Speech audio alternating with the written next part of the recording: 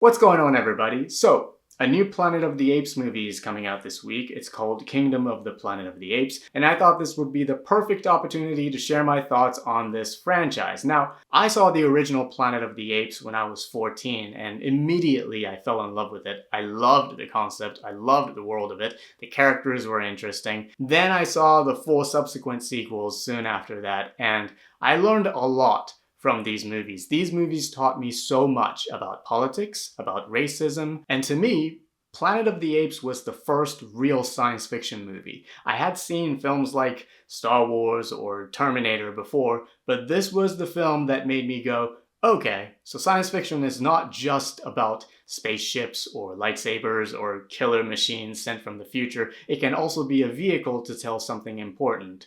And these movies will always have a special place in my heart. I've only seen Tim Burton's remake once, and this was more than a decade ago, so I don't remember much about it, but I do remember thinking, this was fine. Yes, the ending made no sense, and Mark Wahlberg was no Charlton Heston, but I don't remember hating this movie like so many other people do.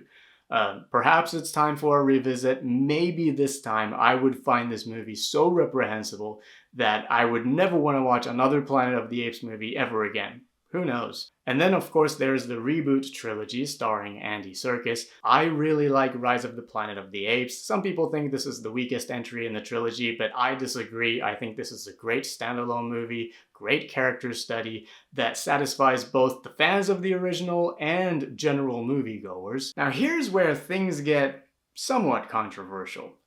I don't like Dawn of the Planet of the Apes that much. And every time I say that to somebody, they always say I'm crazy because to them, this is the Empire Strikes Back of the franchise. I admire Dawn. I have so much respect for the craftsmanship. I think the performances are amazing. The visual effects are incredible. There are some great action sequences.